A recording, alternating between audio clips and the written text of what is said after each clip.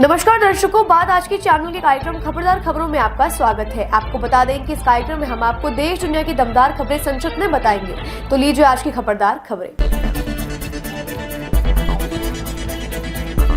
महाराष्ट्र के नए मुख्यमंत्री को लेकर जारी सस्पेंस के बीच एकनाथ शिंदे अचानक अपने पैतृक गांव रवाना हो गए। इसके चलते मुंबई में शुक्रवार शाम होने वाली बैठक टल गई और मुख्यमंत्री के नाम का ऐलान भी न हो सका। इस बीच शिवसेना नेता संजय शिरसाट ने बड़ा बयान दिया। उन्होंने कहा कि एकनाथ शिंदे जब भी अपने गाँव जाते हैं बड़ा फैसला लेकर लौटते हैं। शिरसाट ने कहा अगले 24 घंटे में एकनाथ शिंदे किसी बड़े राजनीतिक फैसले को लेकर वापस लौटेंगे।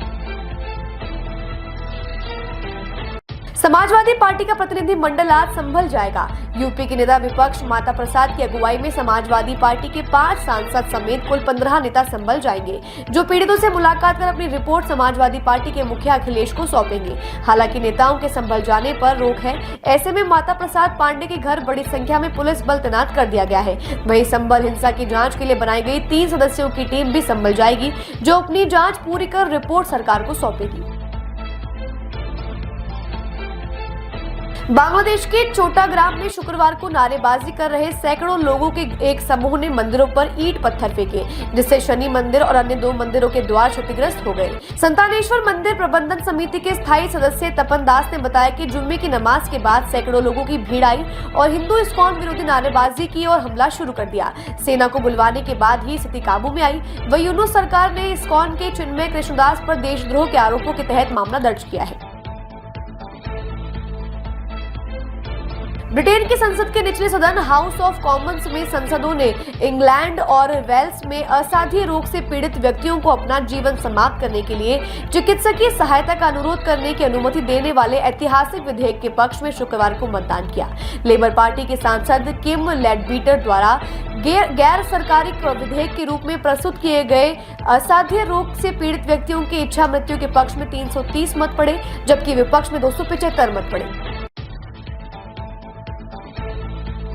हरियाणा और महाराष्ट्र में चुनावी हार के बाद कांग्रेस वर्किंग कमेटी की बैठक हुई। इसके बाद कांग्रेस के स्वतंत्र और निष्पक्ष चुनाव करने की मांग करते हुए एक राष्ट्रीय आंदोलन शुरू करने का फैसला किया और केंद्र सरकार पर निशाना साधा।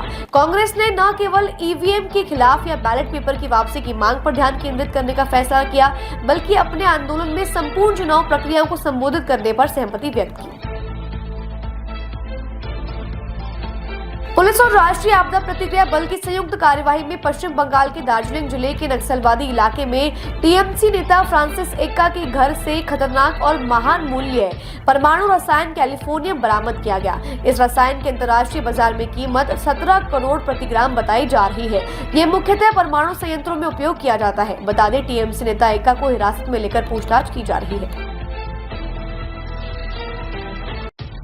यूक्रेन के राष्ट्रपति जेलेंस्की ने रूस के साथ सीजफायर की संभावनाओं पर संकेत दिया है। जेलेंस्की ने इसके लिए शर्त रखी है। उन्होंने कहा कि रूस के साथ सीजफायर हो सकती है, बशर्ते यूक्रेन के जिस हिस्से पर रूस का नियंत्रण नहीं है, नाटो उस क्षेत्र की सुरक्षा की गारंटी ले। यह पहली बार है सीजफायर को लेकर जेलेंस्की इस तरह की पहल करते हुए दिखे हैं। हालांकि उनकी शर्त पर नाटो और रूस दोनों की प्रतिक्रिया का इंतजार किया जा रहा है।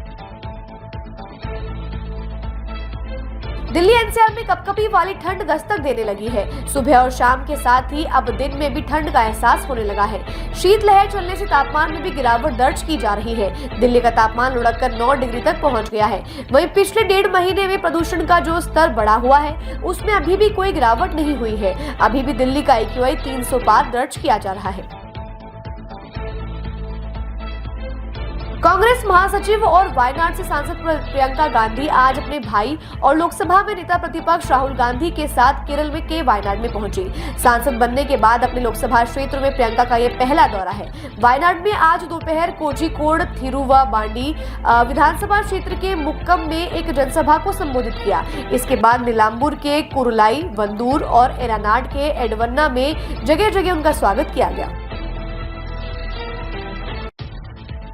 साउथ वेस्ट बंगाल की खाड़ी के ऊपर बना डीप डिप्रेशन कल दोपहर के बाद चक्रवाती तूफान में बदल गया, जो आज शनिवार शाम तक पुडुचेरी के कराईकल और तमिलनाडु के महाबलीपुरम जिले के बीच समुद्र तट से टकराएगा।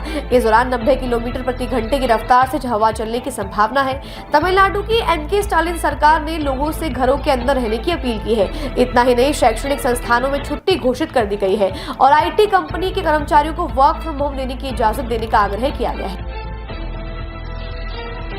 खबरदार खबरों में आज के लिए बस इतना ही। कल फिर नई खबरों के साथ हम होंगे आपसे रूबरू। नमस्कार।